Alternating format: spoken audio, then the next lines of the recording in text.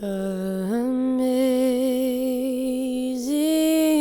grace, how sweet the sound that saved a wretch like me.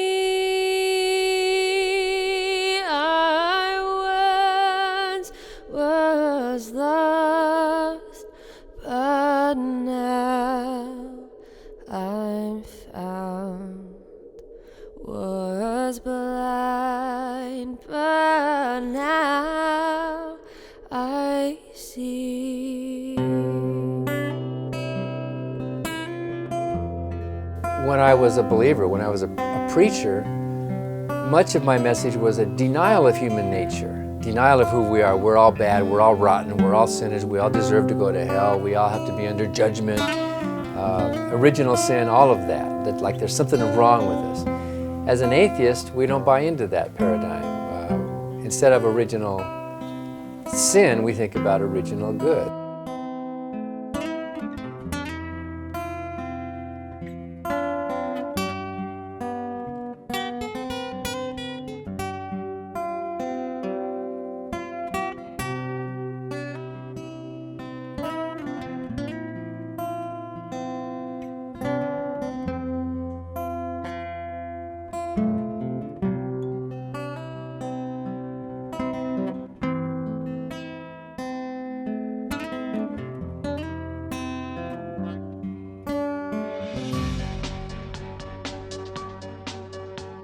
If you think the Bin Ladens of the world are bad, Bin Laden in his wildest imagination could not even begin to match the crimes of atheism that have occurred within our lifetime. It is atheism, not religion, that is responsible for the mass murders of history. If you look at some of the people who are atheists, they're all miserable looking because they don't have any faith in anything. Atheists don't like our happiness. They don't want you to be happy. They want you to be miserable. They're miserable, so they want you to be miserable. So they want to steal your holiday away from you. There's a lot of reasons why Christians or Jews might not want to hire an atheist. In fact, it's in the New Testament. It says things such as avoid them, disassociate with them in Romans, Thessalonians, Corinthians.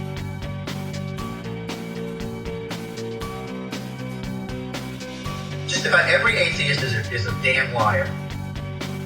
You know you are.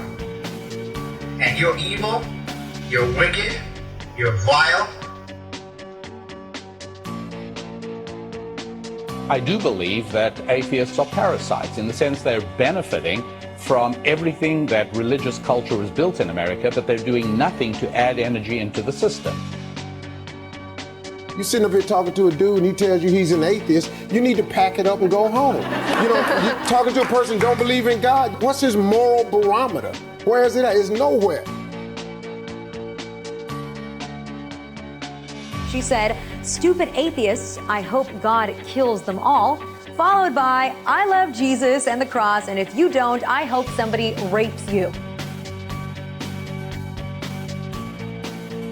Those who would want to take God out of our society, out of our culture, which will lead to ruin, as history has proven.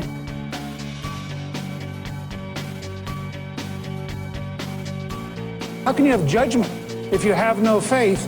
And how can I trust you with power if you don't pray?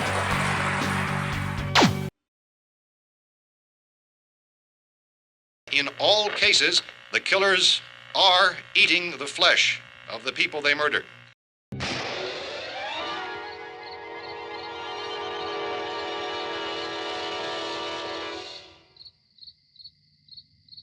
Many people seem to think that without God, life is meaningless, and that atheists are a bunch of immoral heathens bent on destroying the world, like the zombies from The Night of the Living Dead. It's amazing how widespread these views are. According to recent polling data, atheists are one of the most distrusted groups in America. A few years back, I took a road trip with my brother across the US. On our way, we stopped at White Sands National Monument in New Mexico. Here, intentionless winds sculpt dunes of snow-like sand to create a landscape of unique starkness and power. On one of the dunes, a tourist had written the word Jesus in 6-foot-high letters, as if signing that name to a small corner of this vast artwork. Personally, I thought the dune would have looked much better without Jesus, and no doubt the wind took care of that within a few days. But it inspired me to show what the world looks like without God, that the painting need not have a painter to be incredible. I wanted to talk to atheists from a variety of backgrounds, and hopefully help others see when you strip away the supernatural, or anyone pulling the strings from above, it really does change how you see your life and those around you. And no, it doesn't lead to zombies. Recently, most of the public discourse about atheism has been about combating the religious ideologies we disagree with. I want to change that conversation. Instead of framing the discussion about what we don't believe, I want to talk about what we do believe. When there is no God, how does that affect how you see your life and the world? Of course, there are a variety of voices and opinions from those who are not religious. It's not like there's a set of rules we all agree on, and even the terms we use to describe ourselves vary from person to person, from atheist to agnostic to humanist. There's no pope of atheism calling the shots. However, there are themes and threads that run through many of our worldviews and the things we enjoy in life. Just having a long day and sitting down at the end of it with a glass of wine and some cheese and talking to my wife and watching a good TV show or going on a road trip and just having fun. I love coffee. Coffee, scrambled egg on toast in the morning makes me super happy. I like to garden. I love to see things grow and then eat them. That's great. I just love going climbing. I love being outdoors. I like traveling a lot. I like all the same stuff as normal people. I like eating food. I love art.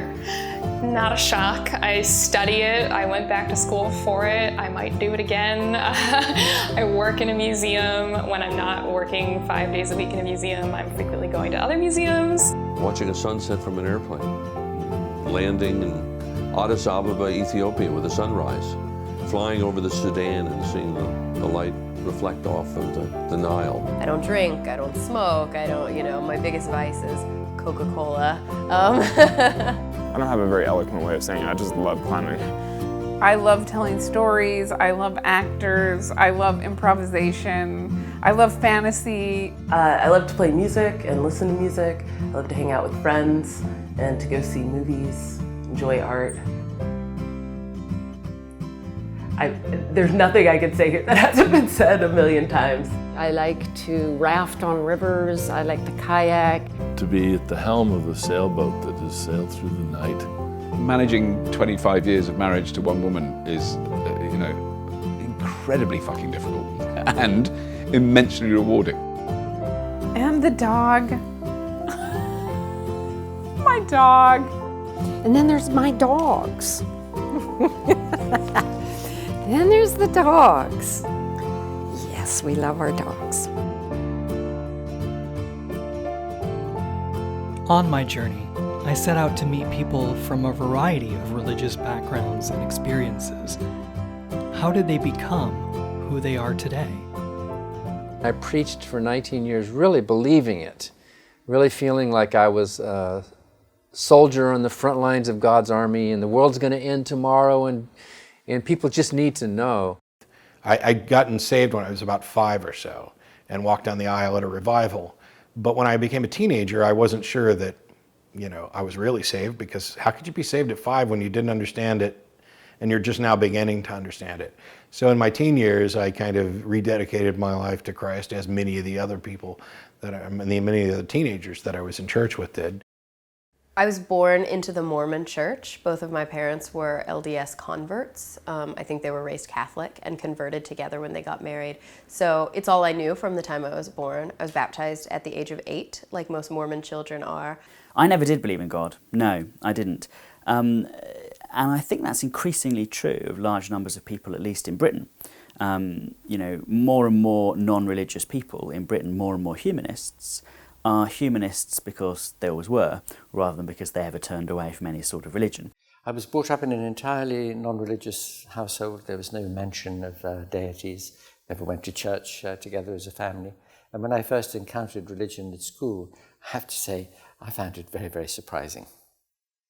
I grew up in a household that was, in some respects, even anti-religious. My mother, who was not an educated person, but a very wise woman, did not think that there was anything but this life. There was a day when I realized that I definitely did not believe the typical traditional take on Christianity from the Bible, but I wasn't an atheist. I mean, I still believed, I just wasn't sure what I believed. So it was kind of more exploratory there about, oh, well, what parts of this could still be true? And it still didn't even hit me then that instead of following the evidence where the evidence led, I was trying to find any conclusion that I could fit the evidence around. So I grew up in Sudan in a very religious environment with strong conservative norms around in the community. My parents were quite open and liberal Muslims, so they did encourage the culture of thinking and questioning in home.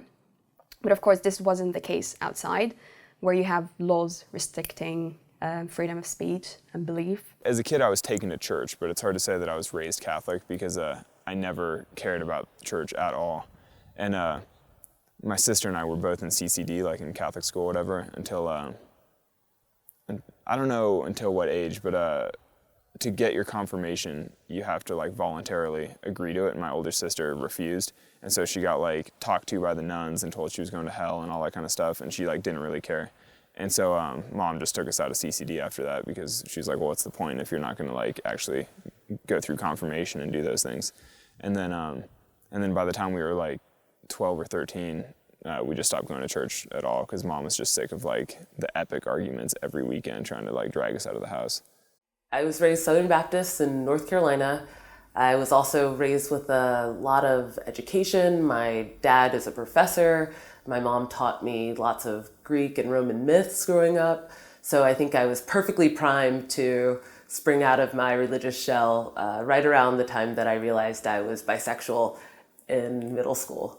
So combining all of those things, the details of past religions with the understanding of empiricism and the scientific method, with my own personal need for there not to be a hell or damnation based on arbitrary demographics and identity factors, made me really, really wanting there not to be a God. And then when I looked into it or thought about it critically over time, it turned out that that was actually the most probable explanation. So I was quite relieved not to have to deal with the charade of God and hell and all of that anymore. So I was raised Jewish. I had a bar mitzvah. I was sent to Hebrew school for several years, although I could not bear to sit in the classroom. So I remember spending most of my time hiding in the hallway or sitting in the stairwell. So when it came time to actually read the Haftorah during my bar mitzvah ceremony, I had everything written out phonetically, which many kids do. Didn't know the slightest thing of what I was saying or why I was supposed to be saying it. You know, it was more cultural than religious. Well, I went to Sunday school. I learned a lot of Bible verses and sang in a lot of choirs and learned a lot about the Bible, which was fun, actually. And went through a period when I was, 12, 13, 11, 12, 13, when I got quite serious about it. I think I worried my mother because I went to a summer camp where there were Christian scientists, and I got fascinated with Christian Science. and talked to them a lot and watched them praying over people trying to heal everything from sprained ankles to ingrown toenails to earaches, with some success, not surprisingly. Whether this was spontaneous cure, remission, or whether it was placebo effect, so I got fascinated with that. I finally decided that wasn't for real. So I think by the time I was, say 15, it was pretty obvious to me that there was no God, that was all just a myth. I was both a sincere, deep believer and didn't look into it that much and didn't care about it that much, all at the same time. I always had a really healthy sense of humor about the Catholic Church, which I grew up in, and I think that's because my father did. And I was just raised in an environment where comedy was important and we could laugh at ourselves. That was important in our family. And we laughed at the church too. We laughed at the silliness of it, but we also didn't question it. So it was kind of a, you can make fun of people in your own family type situation with the Catholic Church. So I always had a sort of irreverent attitude towards religion and Catholicism. But somehow I also was a believer. I really loved the culture of Catholicism. I went to Catholic schools. I was really proud of it. Our family's Irish Catholic, so I really identified with that. It was really a cultural thing. I went to a Catholic university. I went to Villanova University. It's a Catholic university. It doesn't ask that you be Catholic, but it does ask that you take a lot of religious studies courses. So I have like 4 semesters of religion that I have taken and gotten good grades in. And, part of it was explaining what you believe. And I explained that I don't believe any of this religion stuff. And so it felt good to say it out loud. I went to Sunday school when I was a little kid in the village we grew up in, which I remember really enjoying. I didn't mind going, where we'd learn the stories of Jesus and the parables and the loaves and fishes and all that stuff. My father was a very thoughtful, critical ethnic Scot. So when I would come home from Sunday school and ask about things like, well, how could angels actually fly? And why don't I ever see any? And so forth. He would give me very honest answers. And so when you're a child and you're getting these honest answers from home, it doesn't really help to build this sort of grand edifice of religious belief. I was a Christian and I was hardcore, believed, if anybody had any reason to want to believe there's a God, all that stress was just gone the minute I said, I believe. It's like now I don't have to worry about hell anymore. And believe me, nothing was going to put me back into that stress. People will describe feeling close to God or feeling compelled to pray or, like they've witnessed things in their lives that just make it super present for them. And I never had that as a kid. I never really had that growing up. I think any more than any child wants to believe in things that are bigger than them and that are magical. So for me, it never felt like a huge loss. I didn't really wrestle with any sort of spiritual crisis or existential crisis. I started really struggling with questions about belief when I was about 12, 13. And by the time I was 14, I realized that I just couldn't do this to myself anymore. Going to church every Sunday, going to youth group every Wednesday, going to this intensive seminary every morning just really felt like I was lying to myself. And so I had a conversation with my father and told him, I don't believe I have these questions. And I just never felt like anybody that I tried to talk to about them respected my questions. Instead, it was a lot of, I just pray harder. It's been awkward, and it's always a conversation that's hard. It's not like saying, I don't like this particular type of food. It's not like saying, I disagree about your favorite movie. You're questioning something that's at the core of people's beliefs and the way that people approach the world. And I understand, as a parent, that's particularly hard, I can imagine, to have your whole belief system, to have your child reject that.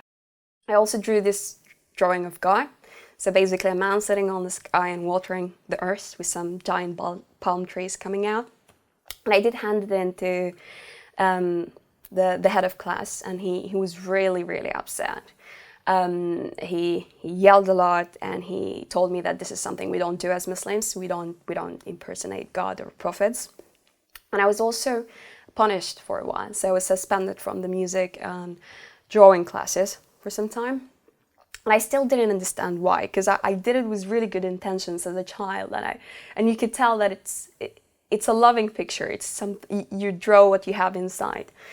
And at that point, I told my friend that I told my best friend at that time that I really have nothing in common with God. I don't want to be friends with him. He doesn't like puppies. He doesn't like drawing. That's it. Cognitively, leaving the church, leaving the Mormon faith was the right thing to do. It was the only thing to do. And once I made that decision, once I realized that this is what I had to do, it wasn't that hard to stick to my guns on it. But emotionally, it was really tumultuous, because when you're raised in the Mormon faith, that's your social support, that's your familial support, it's all you know. And so leaving it, you really feel like you're out on your own. All of that belief was just wanting it to be true. And there never was really anything there that I could demonstrate.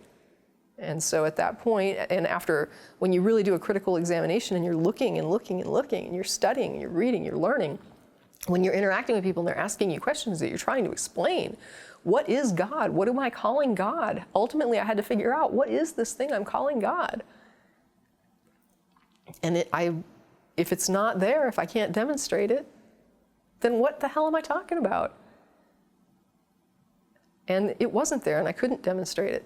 And it seemed that I was talking about nothing. I couldn't explain it. I couldn't demonstrate. I had nothing. I mean, I'm open to it. Like, I mean, if God himself came down and told me something, you know, I'd be like, well, fair enough. You know what I mean? Like, I suppose it could happen. Just like there could be aliens come down and tell me that, you know, whatever, that they created humans, or, you know, like all kinds of crazy shit could happen in the world. But you know, it doesn't mean I actually expect any of it to happen.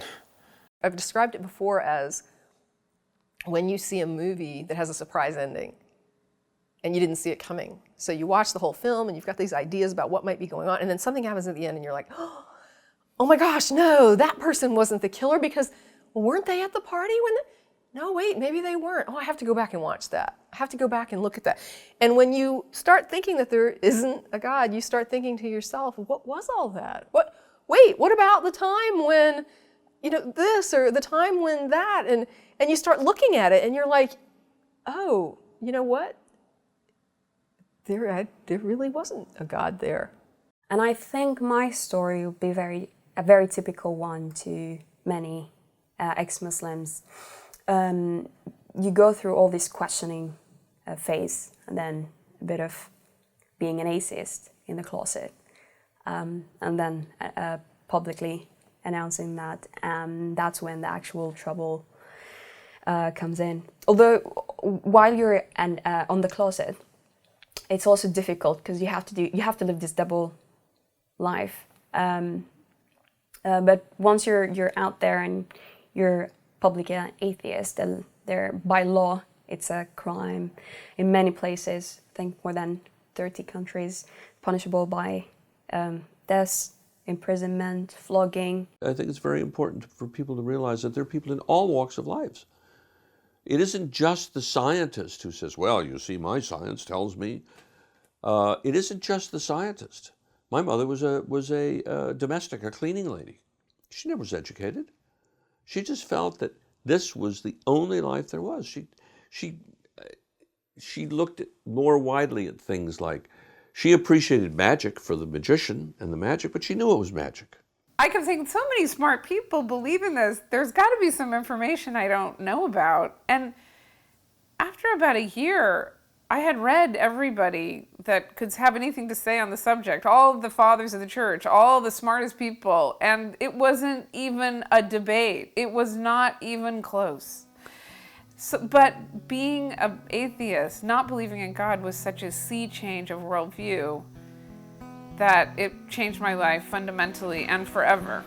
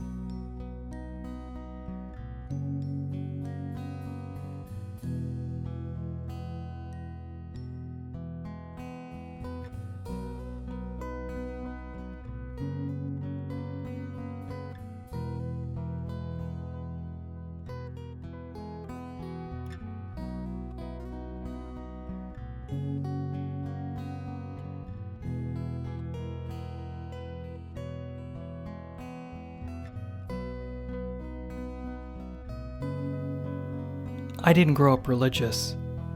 One way I feel connected to the world is through visiting beautiful places, like returning here to White Sands, the place that inspired this project. Here, religious and non-religious people alike stand in wonder at this breathtaking scenery, proving that you don't need a god to appreciate the beauty of the natural world. So what do people get out of religion? How does it benefit them? Why go to a church or a temple when you could just come to a place like this? The church does a lot of things that doesn't have anything to do with believing in God. One thing that it does is it gets groups of people together, and groups of people do better than individuals. So that's just part of our history. Tribes lived better than one guy by himself out in the forest. So groups are important. While I was a Southern Baptist, I could move to anywhere in the United States and have a built-in, ready-to-go new social network waiting. Hey, where do you go to church? Oh, I go to this church here. Or, I just moved down, I don't have a church. Oh, come to our church. Bam, you're instant friends. You share an instant connection. You have an instant community that's ready to support you no matter what. Well, not really no matter what, as it turns out, but at least initially. Having a book club, if you've ever been a book club, is just like being a Unitarian, because you go there and you don't talk about the book most of the time. You know, you do it a little bit at the time, but it's a social gathering excuse. The few people that I know who are religious, I feel like are more in it as social clubs, which is fair enough by me, you know. Like, I don't really mind if people do sign up for cool little clubs like that and hang out and do bake sales together and whatever. You know, as long as they don't claim that their religion is making actual claims about the real world. It's absolutely clear, I would say, that most of the reasons why people go to church is not because they either have some revelation or some logical evidentiary-based reasons for believing that God exists and I better do what he tells me. It's because of social reasons, one way or the other. Either maybe personal reasons, maybe an inner quest or something like that. But a lot of times it's for that notion of community.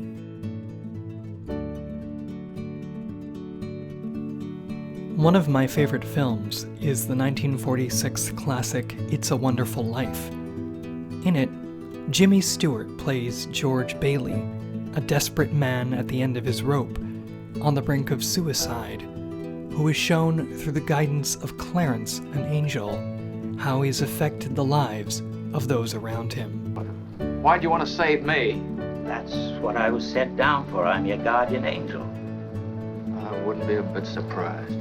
Clarence shows him a world without George Bailey, how the lives of others would have played out if he had not existed, thus showing him the positive effect he has had on the world. It's because you were not born. Well, if I wasn't born, who am I? You're nobody. You have no identity. Oh, what do you mean, no identity? My name's George Bailey. There is no George Bailey. Although Clarence is an angel, the thing that really saves George isn't supernatural at all. George regains his joy and hope not because he's touched by a heavenly visitor, but because he realizes how he has touched the lives of others. Clarence merely shows him the difference he's made by being a good man. And these things aren't unique to religion. They're part of what make us human. In fact, they're not even unique to humans.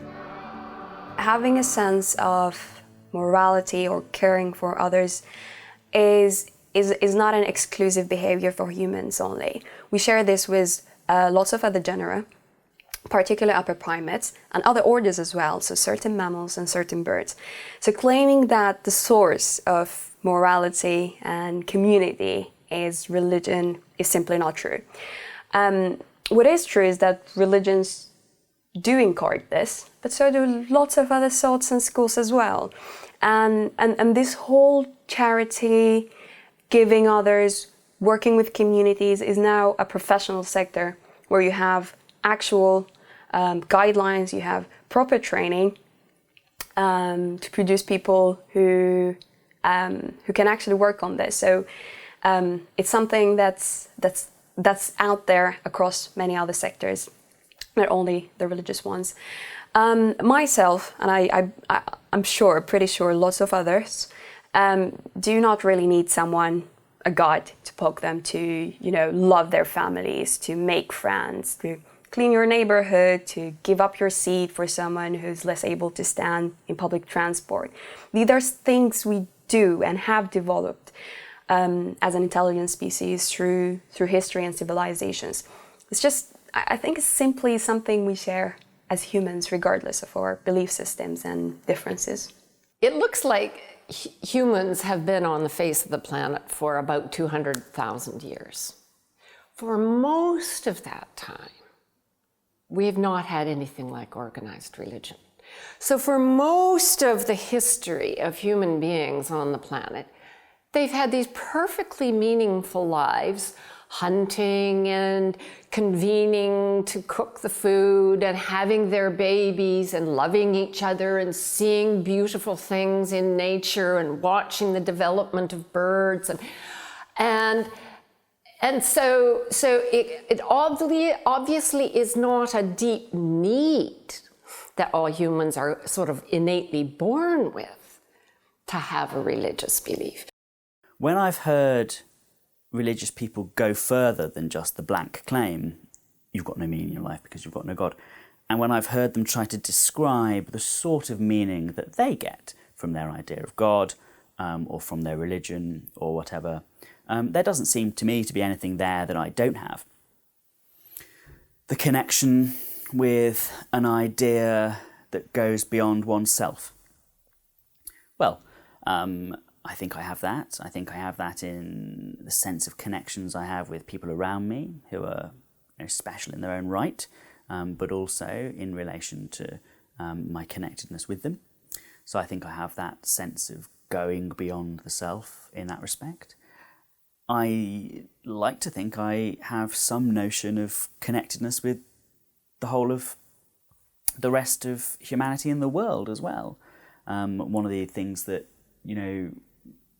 modern technology and modern media and globalization has allowed us to do is to feel more connected with the whole rest of our species on this planet in a way that we've never been able to feel before. So I'd like to feel I had that sort of connectedness that went beyond myself. And I don't know whether this is because in my academic time I was a historian, but I also feel some sense of existence beyond myself in the idea of being part of a longer continuity of human beings as well. I think the idea of looking back and seeing behind us sort of the countless generations of people whose struggles have brought us to where we are today, and looking forward and thinking of the people who will come after us and taking the imaginative leap of sympathy to put ourselves in their position as well. I think that's a sort of transcending of one's own self that I feel, if it doesn't give my life meaning and joy, at least gives it some sort of shape and allows me to conceive of myself and my position in things in a certain way. And those seem to me to be the same sort of feelings that some religious people, at least, are talking about when they're talking about the connectedness that they feel to something beyond themselves.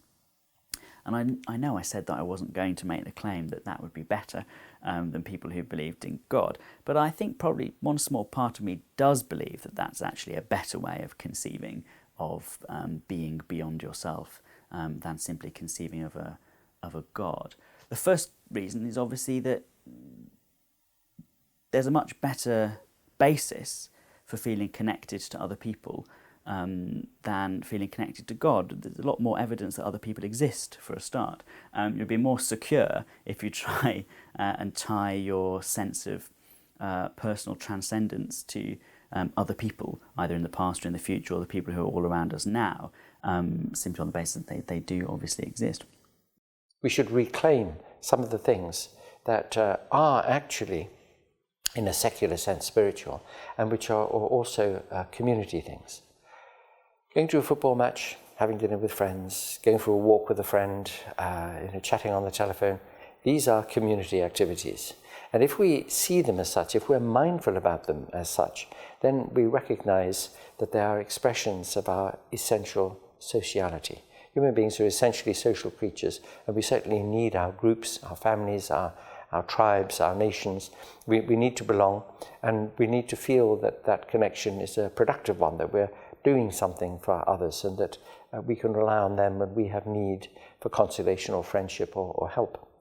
But also we should recognize things like a walk in the park or listening to music, going to an art gallery, but most especially things like going for a drink or having dinner with friends, as what in the religious tradition would be called spiritual exercises. These are things that really do refresh us, and they make us feel that sense of connection which is so important to us. Community isn't based on religion or non-religion. Community is a human need.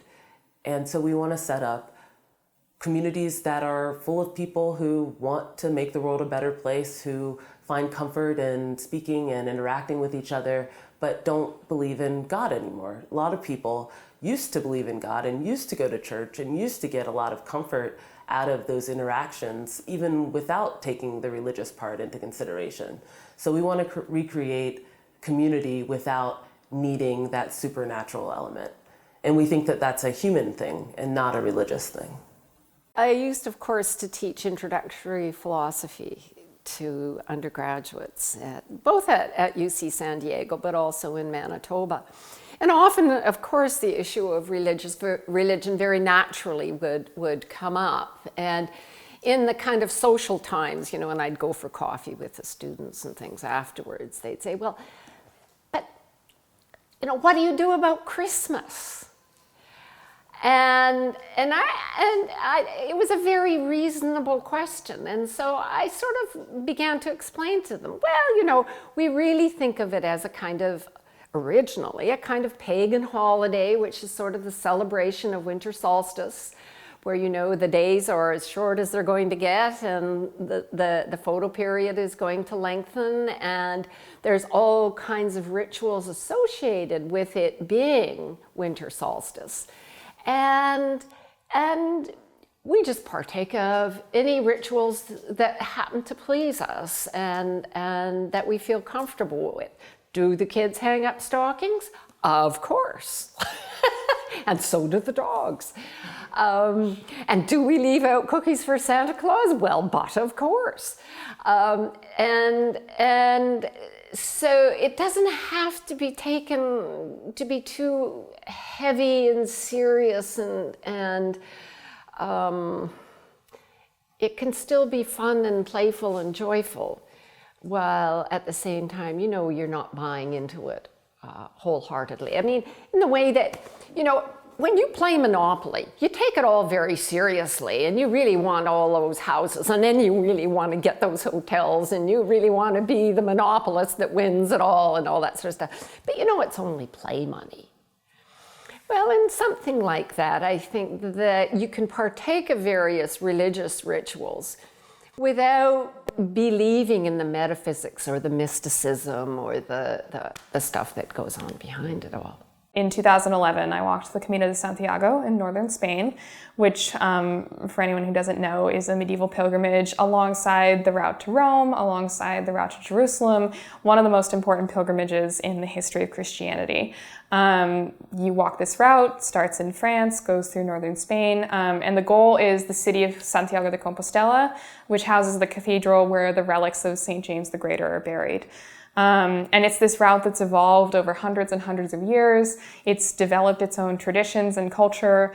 And rather than just being, like a hike by oneself through the mountains or through the wilderness, you really are kind of forced to engage with the local culture on a really phenomenal way.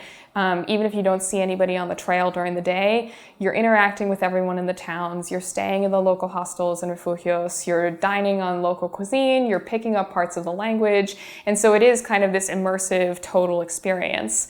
And for me, that was what was really significant about it. I didn't have to approach every religious site with an eye to its religious significance, although obviously I'm familiar with the history. You can appreciate this route and how it's developed and the people that have developed around it and because of it, and all of the cultural aspects without necessarily needing to be a Christian.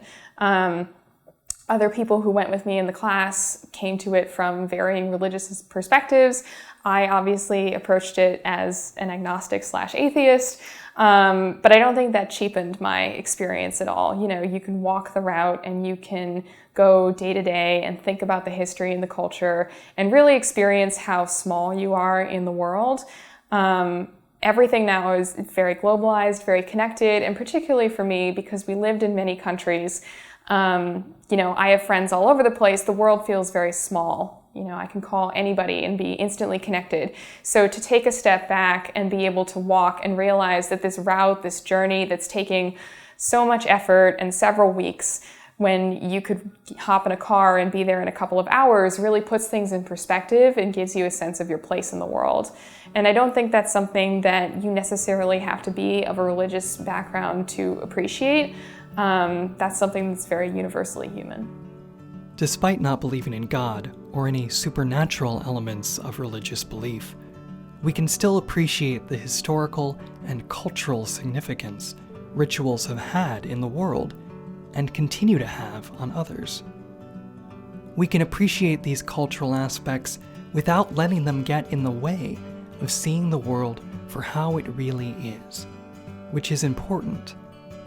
In what I do for a living, I think about where the universe came from, what it's made out of, the fundamental laws of physics, and none of this will lead to any tangible improvement in anybody's life. It's not going to lead to curing malaria or building a better iPhone or anything like that. So the best thing that we have to offer, the one thing that we fundamental physicists can actually give to the world that is important for their day-to-day lives, is the correct understanding of the fundamental nature of reality and the fact that God is not a part of it, the fact that it is fundamentally natural. For me, there's never been any appeal to spirituality at all, really. I mean, no matter how much beautiful nature I see, no matter how many amazing places and people and, you know, all that, I still just see it all as part of like a natural, you know, the natural world, whatever. I mean, I do often think like what an amazing world I live in, like seeing like glaciers on Kilimanjaro or something, you know, just like this crazy, beautiful view. You know, but to me that doesn't mean anything more than just the fact that we live in a beautiful world, you know. I don't need spiritualism or God or anything to explain that. I'm just like, wow, what a great place we live in. Understanding something doesn't render it illusory, right? Understanding that the light that is reflected from a rose is red for certain combinations of physics and chemistry reasons doesn't make the rose less pretty. Understanding that emotions come from certain neurochemical signals in the brain doesn't make the emotions less powerful. There are different ways of talking about the world, and every one of those ways can have its own validity. Talking about the world in terms of human beings with their desires and aspirations and emotions is one very valid way of talking about the world. Talking about it in terms of neurochemicals and organs and biology and evolution is another way. Talking in terms of elementary particles and atoms and the standard model of particle physics is yet another way. And they're all simultaneously true and compatible with each other. You don't need to say that for there to be true emotion or true meaning, we need this other realm of existence. That's just a mistake. The more I've understood about how the universe works, the more that awe has come and the more joy, rather than it going, oh, it's just clockwork, the sun's there and we go around it every year and all that stuff. No, I think that's amazing. How that is extraordinary how that's happened, and how humans have come to understand that, and how the human mind has been able to comprehend that, because it's much easier to think the world's flat and then there's a man with a wheelbarrow and a bright light and he walks around in a big staircase. I think that might be true. Some people might say, why not believe in the supernatural if it makes you happy? Aren't religious people happier, for example, believing that paradise awaits them in the afterlife? Life is like its own reward. You know, this idea that some people have, that atheists must be nihilists who have no purpose and are all dour all the time, and oh, this life has no meaning and purpose, and why don't we just end it all? I cannot grasp that. You know, I tell my daughter, you should practice your piano or whatever she's supposed to be doing. Is that my daughter finding purpose and meaning in her life? No, she's doing what I told her to do. But eventually, she'll be an adult and she'll have to find her own things to do. So to me, when people say they have meaning and purpose because of God, I feel like they're caught in a sort of adolescence because they're taking their cues from this idea of a person telling them what they should have purpose and meaning about. Just because you don't have religion doesn't mean you don't have a full, wonderful life. And what are all these things that they pretend to offer that they have that it's like sublime, or these feelings, you can have those same things as a non-believer. Even better, because you're appreciating them for what they are. You're not pretending that these feelings you have are somehow transcendent or connected to the cosmos, as if that would somehow make them more real. You can claim that in the end you're going to be dead and nothing you did mattered. Well, it won't matter to me anymore because I won't exist. It matters to me while I'm doing it. Saying that there's no purpose in doing any of these things because ultimately, you'll be dead is ultimately the universe is going to suffer heat death and nothing anybody ever did will make any difference. But I have a car that I purchased this year after driving my old car for more than 16 years. That old car is going to end up in a junkyard rotting. Was there no purpose in me buying that car? No, I used it for 16 years. I got lots of value out of it. I'm hoping to get similar value out of this car, which will eventually end up in a junkyard, rusting, useless to anybody. It'll eventually decay, blow up when the sun takes out the earth. But that doesn't mean that I don't have a nice car right now that actually is beneficial to me and to other people. For a life to be meaningful, it's enough that each day has its meaningful parts. It doesn't mean that life as a whole has to have meaning. And the meaningfulness of one's life, of course, changes through time as you develop and grow and mature and age. Once you realize that life doesn't go on after you die, that there isn't any purpose given to our lives from outside, then there's very few people, there's some, but very, very few, who those realizations truly send into despair. Usually the argument that you should despair, if that's what you think, comes from religious people. It doesn't come from actual atheists. What the atheists and I would say is that what you realize is that meaning and purpose and joy come from inside you. They don't come from outside.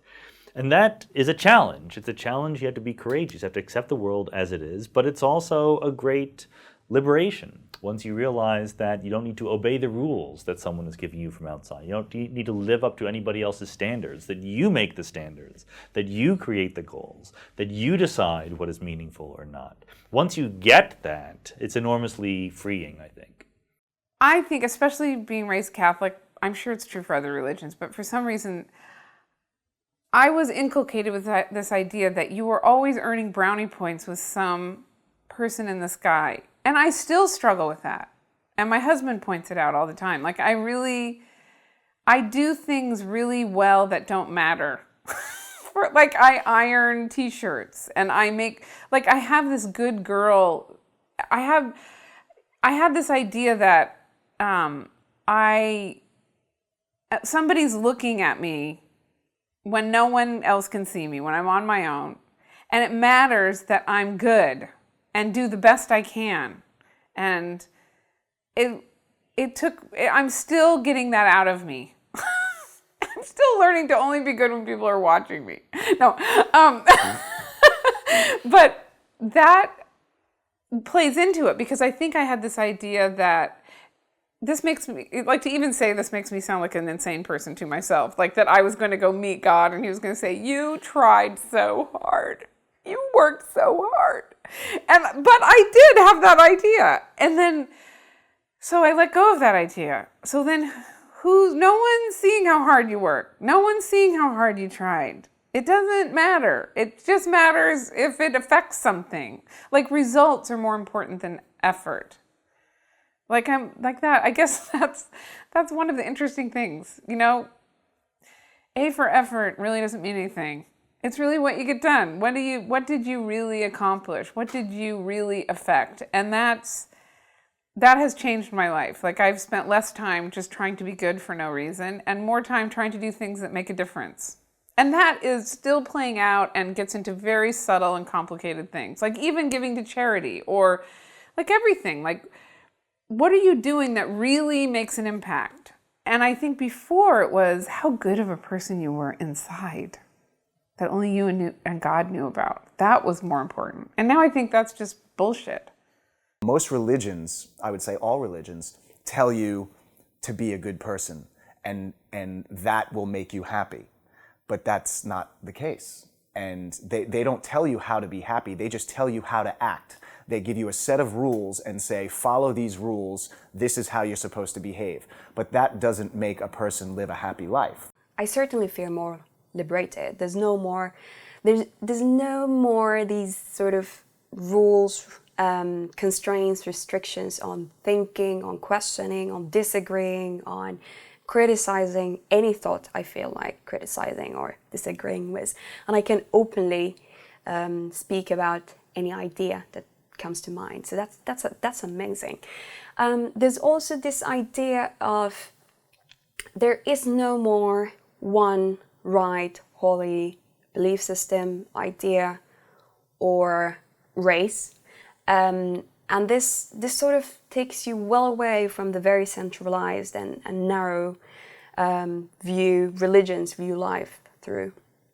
So instead of seeing life through a very tiny hole, you zoom out, you see the whole picture, and you get to enjoy and get exposed to all these diverse ideas, thoughts, cultures, learn about them, learn from them, contribute to them.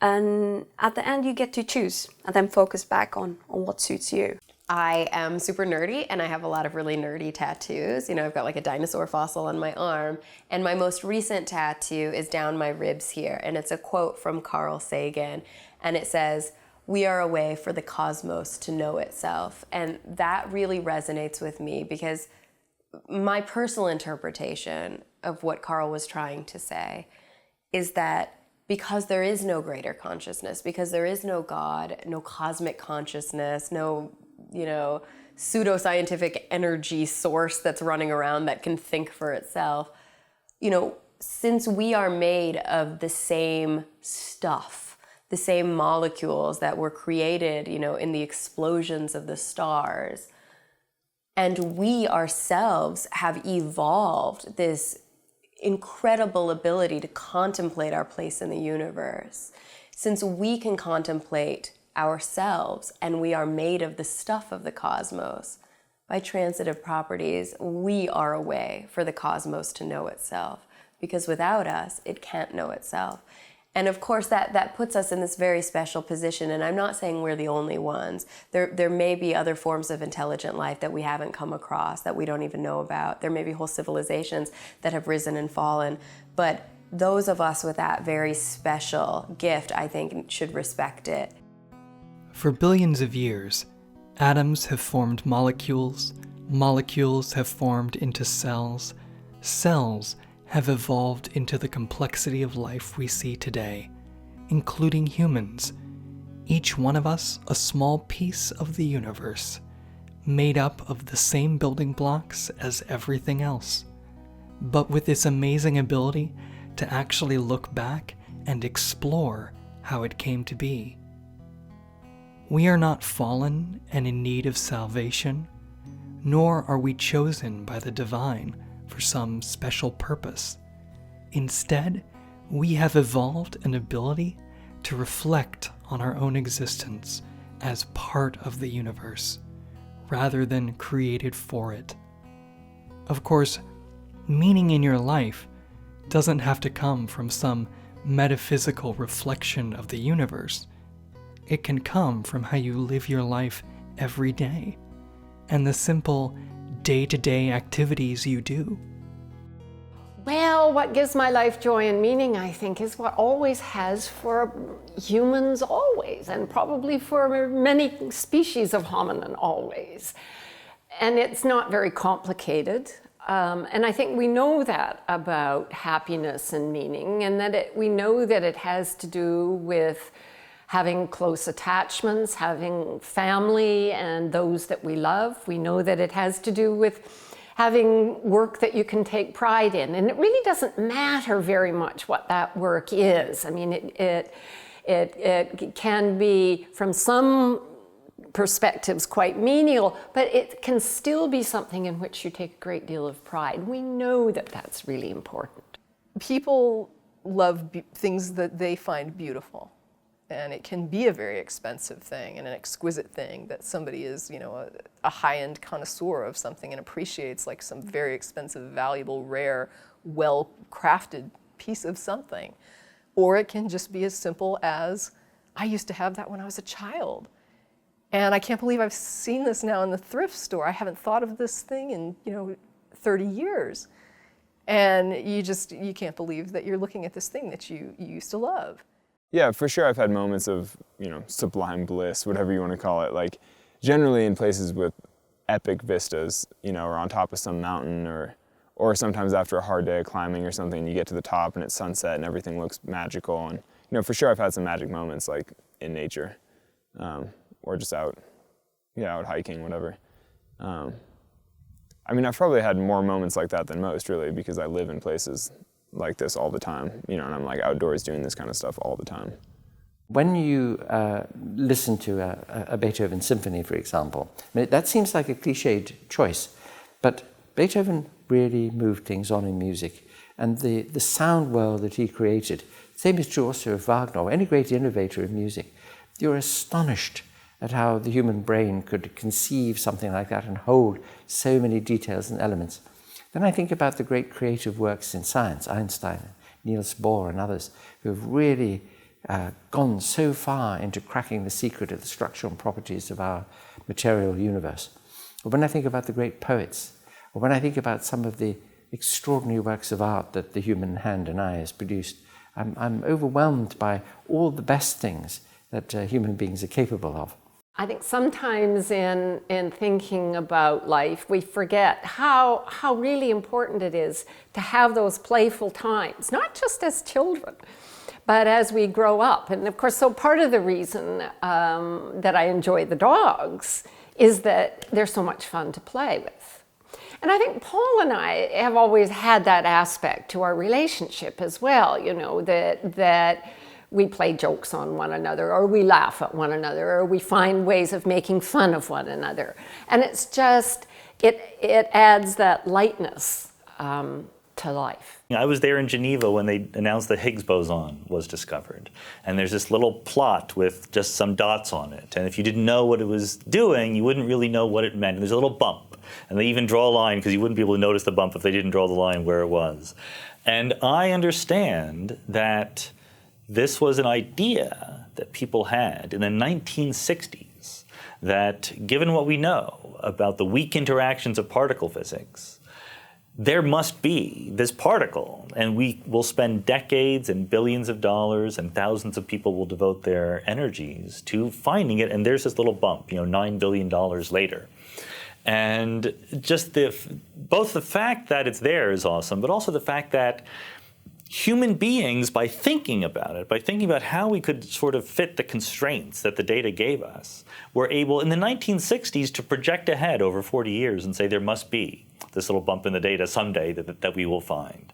The ability of human beings to figure out the world never ceases to amaze me, and I've been lucky enough to sort of be a very, very tiny part of that in very minor ways, which is a great privilege for me. I think we did a thread one time on a social networking site that I'm on and talked about the idea of sprinkles on ice cream or sprinkles on a cupcake, and how really they're either at best tasteless, right, or at worst kind of nasty tasting. And yet when you have something with or without sprinkles, everybody wants sprinkles because they're so happy. They just bring happiness to the cupcake or to the ice cream. And there's nothing, it's not, you know, a costly thing. It's just about the joy of the color and the joy of enjoying that. It's almost like eating confetti. When I was quite young, I lived in Africa, and the African sky at night is unpolluted by light. And when you look up into the heavens of the southern hemisphere, you see a brilliant array of stars. It really looks as if that black velvet background is, studded with jewelry, scintillating away. And I used to be amazed always. And the great clarity of the night sky, too, meant that when the moon was full, You could see detail on it with the naked eye. So that sense of being in a vast place, as the continent of Africa is, with all its wildlife, and that great sky above us, that great ceiling, so brilliantly lit up you could read by the starlight, that was always a source of wonder. And the world has continued to be a source of wonder ever since, because it doesn't have to be the Grand Canyon, although that's a marvelous thing. It could be a city street, it could be the face of another human being. Everything is full of wonder. I feel like I can walk into a church and I can understand the context and I can be interested in how and why things were created without necessarily agreeing with the mentality of the person creating those things, the person commissioning those things. So for me, I love churches. They're gorgeous architectural spaces. They are poignant testaments to the culture surrounding their creation. They were obviously significant to a community, to a group of people who worshiped there, who worked there, who grew up and lived around it. So I think to ignore the building because one doesn't agree with the mindset behind the building is short-sighted.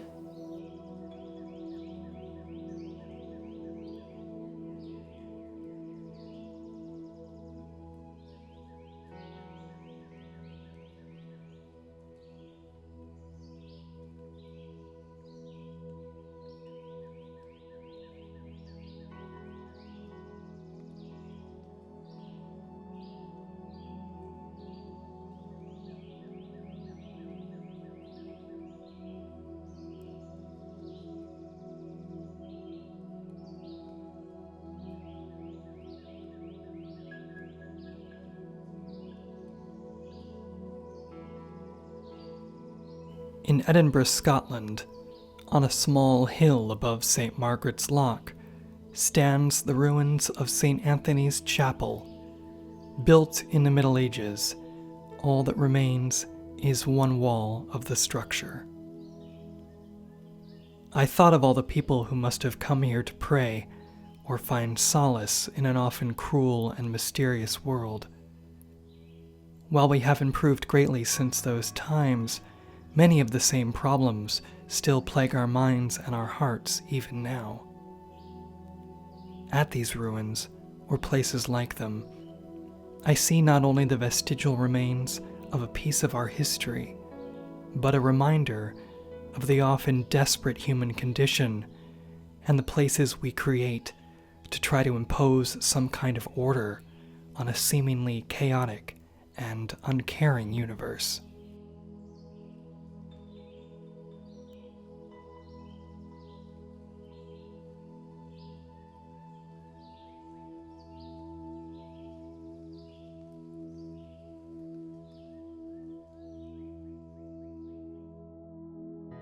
C.S. Lewis once wrote, "God whispers to us in our pleasures, speaks in our conscience, but shouts in our pains. It is his megaphone to rouse a deaf world." I would say these sacred spaces act as our megaphone to rouse a deaf God.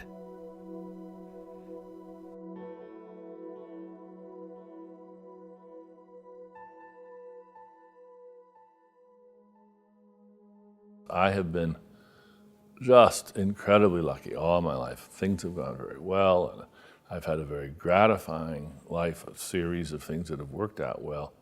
And not everybody's like that. There's a lot of people who've just suffered and suffered and suffered, and they've had misfortunes for which they're not responsible. And for people like that, I recognize it may be very hard for them to even conceive of their lives the way I can conceive of mine. And for them, it's very understandable that religion provides not just a valuable source of comfort, but almost a necessity. What do we do about them? Well, I think that's a serious problem. I think we should all care about that. I think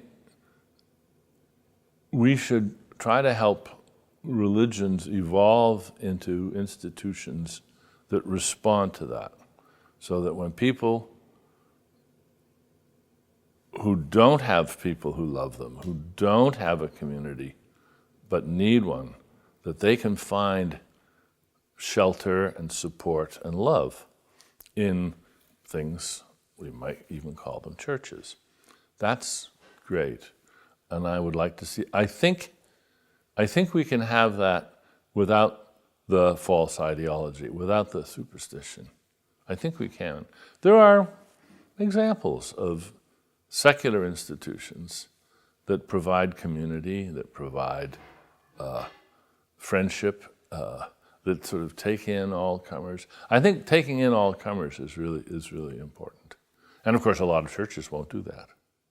You don't have to live in a religious world to understand that not everyone has the same opportunities that we have, and that there is some personal passion that urges us to provide, give help to them. There are only about 3 to 5% of people who claim to be atheists actually say the word atheist, and that's not a large demographic by which to affect change. So we need to reach out to people of color, we need to reach out to LGBT people, we need to reach out to people fighting for immigration status and other things that are humanist causes, because as strictly atheists, we're such a small demographic. Just as religious people are proud of their religion, I think that atheists need to be vocal and proud of it as well.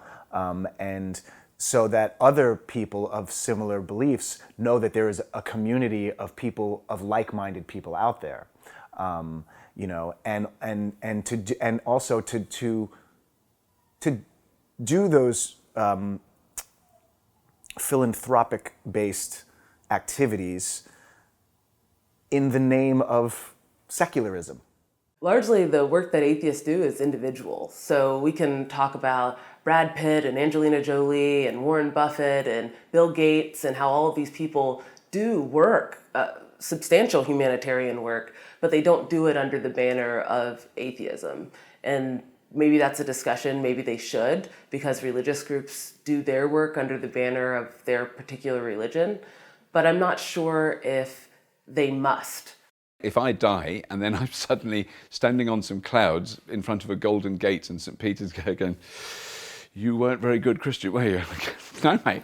Who'd have thought it? I would be very, very surprised and charmed. And I go, St. Peter, it's lovely. I think it's fantastic. Because I don't feel that I've lived the life of a devil and a cruel person. And I haven't hurt, I've tried. That's been my aim in life, is not to hurt other people and not to harm them and not to be cruel to them, including people who have strong religious beliefs. So I have no desire to say, look, mate, God doesn't exist. You're a deluded idiot. I look around the world and see so many wonderful things that I love and enjoy and am the beneficiary of, whether it's art or music or medicine or clothing and food and all the rest. I'd like to add a little to that. That's the way, rather than thanking God, this non-existent benefactor, the way to thank the human beings that created all this is to create a little bit more, if I can, and add to the goodness in the world.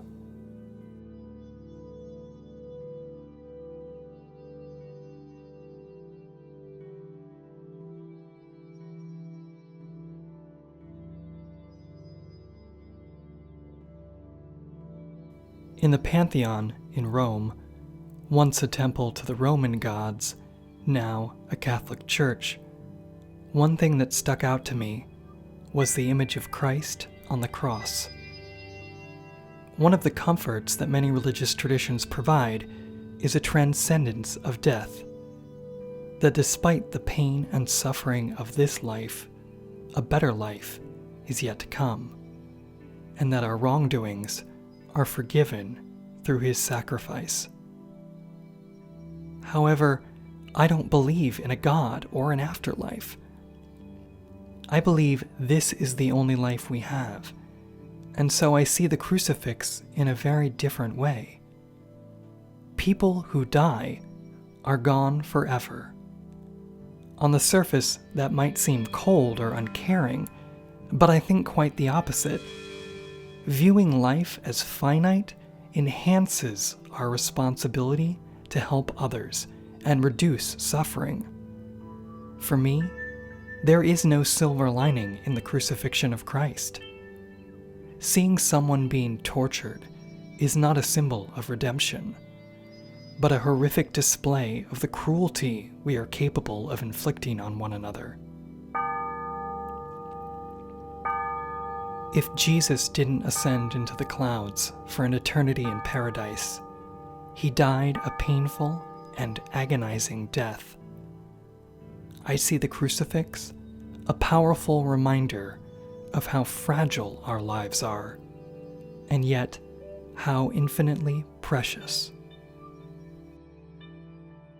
It's interesting because as a kid, you don't really, I at least didn't really think too much about the crucifix. Like, of course it's present and you see it and it's very sad because Jesus is dying, and you do reflect on like, oh, okay, he died for me and that's really significant, and oh my God, what a sacrifice. And but it was never really something that I spent a lot of time reflecting upon any more than just a symbol of that sacrifice. And I think, I can't tell if it's a transition to atheism or if it's just my getting older, but crucifixes now seem a lot more garish. And particularly because I know what I know about other religious traditions and about, how things change throughout history and, throughout culture. I see, it's much more of a symbol now, and I focus much more on the brutality of it.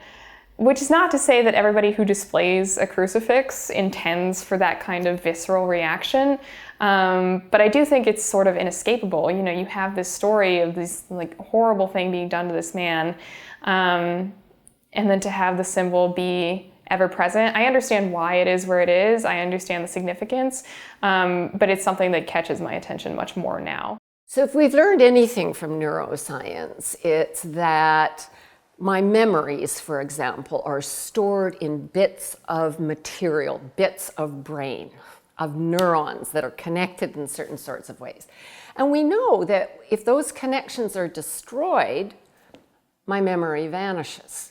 And we know that personality features are like that too, that I can be hot-tempered or calm, or patient as a result of the circuitry. And you change that circuitry, you can change the personality. Okay, so suppose then we think about the time that the body dies, the brain dies. What happens with the brain dying? All those connections vanish. All that information that made me is gone. So what would it be for me to survive that? There isn't any me there anymore. I think it's very interesting that more people believe in heaven than believe in hell in the world generally, but certainly in the modern West. If we think about what life must be after death, we tend to think of it being a very happy existence, where Granny's gone, and where our dogs have gone, and whatever else comforting stories we want to tell. But in fact, the other possibility is that a continued existence after death might be a quite dreadful one. And this is not an untypical idea in the cultures of the world. If you look at what the underworld was thought to be like in ancient Greek societies, it was a far from pleasant place. It wasn't heaven. It was a place where insubstantial wraiths drifted around. The only thing they were desperate for was to be alive again. It was so awful. Before I was born, I didn't exist. Didn't bother me one bit. For however, maybe it was an eternity. After I'm dead, the same will be true. We live now. This is when our life matters to us, and when you're dead, you're dead. And I think most atheists feel that that enhances life. If life's eternal, then life's cheap. Life is like, it goes forever, right? The fact that it's short and brief and precious is what makes it precious. It's precious because it's short and it's brief. And we tend to give greater value to things that are rare. Things that are plentiful, we don't give as much value to. So the fact that life is rare makes it more precious. If you think of our existence as being an ongoing, infinite affair, then this life that we're living now becomes really just a brief moment in that ongoing existence. And the adoption of any goals that we might adopt in this life, the quality of any relationships that we might form in this life, the pleasure that we might feel in any of the experiences of this life is nothing. You know, it's a dot, it's less than nothing in our ongoing existence. And I think that that proposition demeans the life that we're living now to a deplorable extent.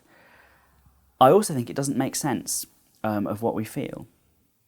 Anyone knows, I think, that one of the most pleasurable things about pleasure is the fact that it is an event. It's a contained experience. If you were to, say that one of the things that made you happiest was eating home-baked cherry pie, it may be true, you may get great pleasure from it, but if you were condemned to eat homemade cherry pie forever, that pleasure would soon pale, it would soon fade away to nothing, it would become nothing, it would become wallpaper, it would lose its quality. And I think pretty much all of experience is like that. Pleasure is pleasure because it has a beginning and an end to it. It's a contained thing that we experience, that we can reflect back on, look back on, of course, but which is the most important thing about it is that it's self-contained. And I think that some ongoing existence, stretching out forever, would deprive experience of its value. I really think of people like flowers in a big field of wildflowers, and they bloom and then they die.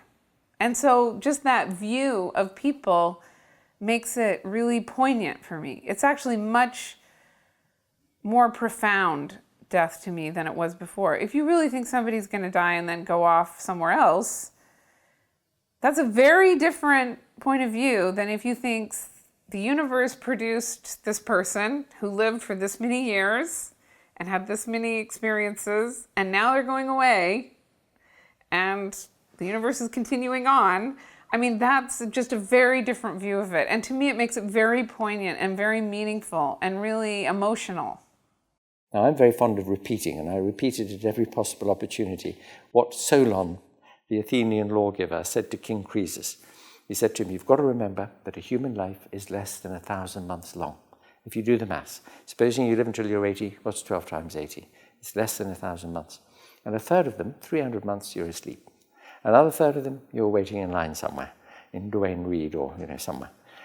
So you have about 300 months to live with passion, to live with vividness, to live trying to do something, make something, trying to create some significance in your own life, in the lives of people you care about, and indeed in the world in general, if you can.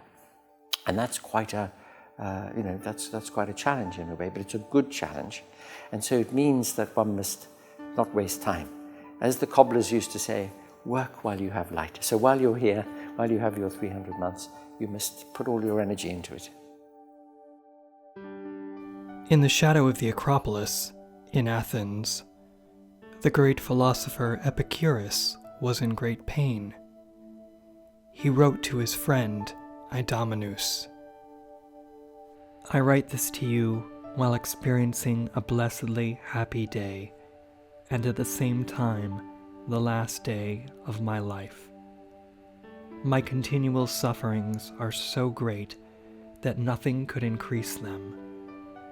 But the cheerfulness of my mind, which comes from the recollection of all my philosophical contemplation and the memory of our past conversations, counterbalances all these afflictions.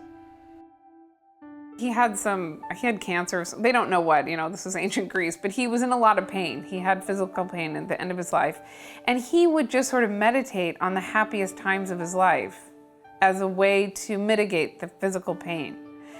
And that was a really profound thing for me. I thought, what if you sat and said, if you were going to die tomorrow and you had this time to think, if you were thinking, what were the 10 greatest moments of my life?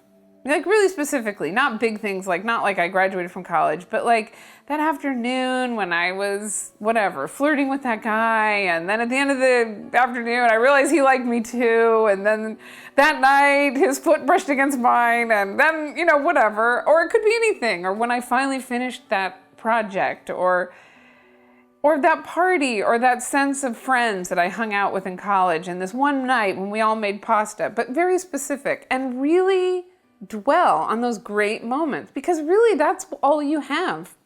That's all you have are these great memories. And I don't know, there's just something really deep about that. Like just dwelling on the happy memories of your life and spending time thinking about it and articulating it.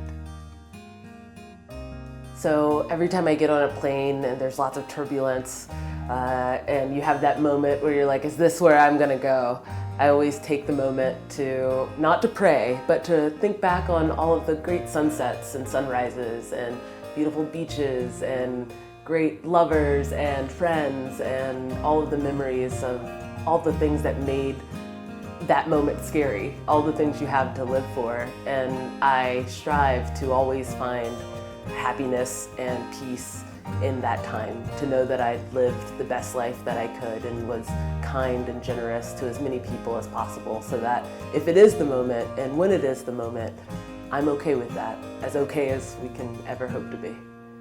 People ask me, like, aren't you worried about what happens after you die? Aren't you scared that this is the only life you get?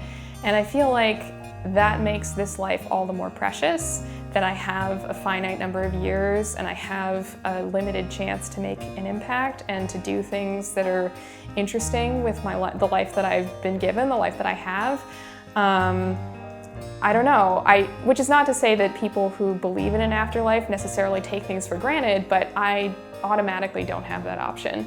You know, I can't say, well, it doesn't really matter what I do in this life because I'm going to be granted access to heaven and have a chance to do good things for eternity. I've got one shot. I've got one shot at my teenage years, I've got one shot at my 20s, I've got one shot at being a parent, I've got one shot at old age and making a difference in other people's lives. I don't get a redo.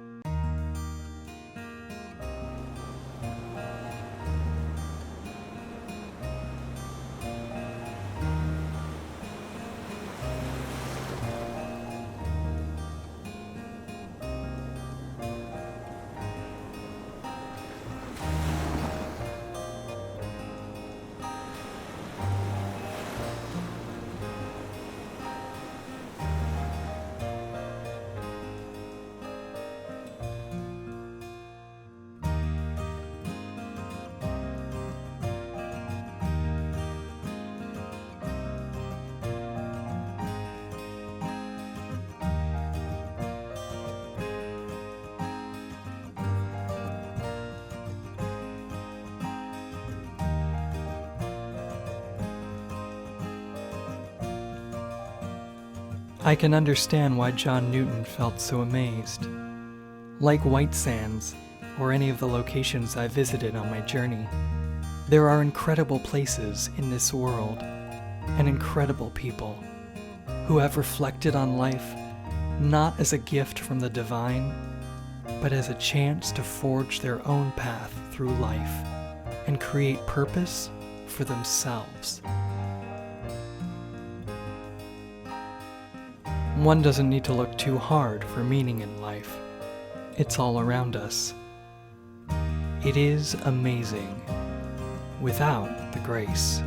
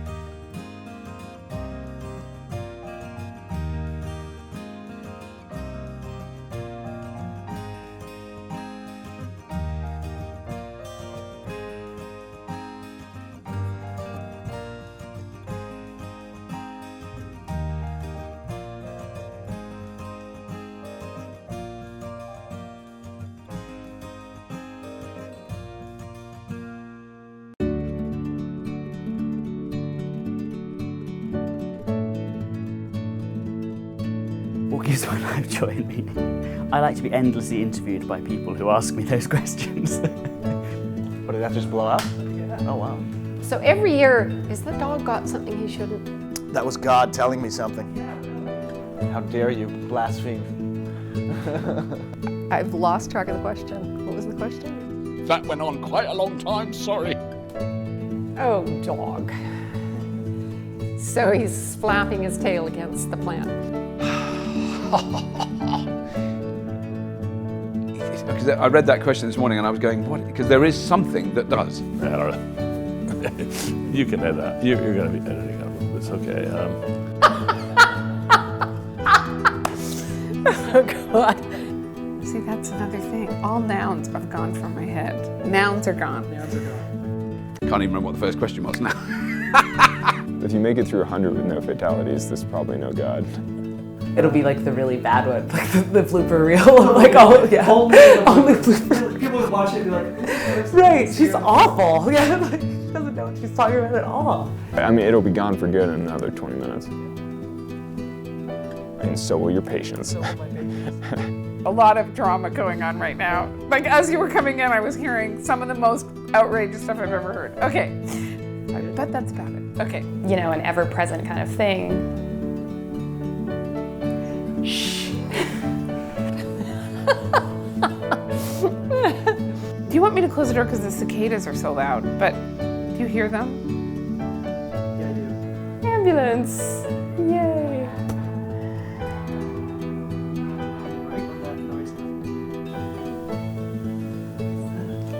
A bike, something with wheels. Back to your original question, which is how do I live a happy life? Or wasn't that your original question? Still in focus? Okay. They begin with the same two letters, PH, you know, pharmacy and philosophy. God, God, God, Jesus, Jesus, you will be saved. Oh, fucking hell. I don't need saving, fuck off. Do you want to wait until he's done drinking? Can you hear it? Okay. I'm answering so many of your questions all in one go. He's going to start making noise if you want to. Has he got something else? I think we must have filled a chip. There's a lot more to be said about it, of course, but probably we don't have time.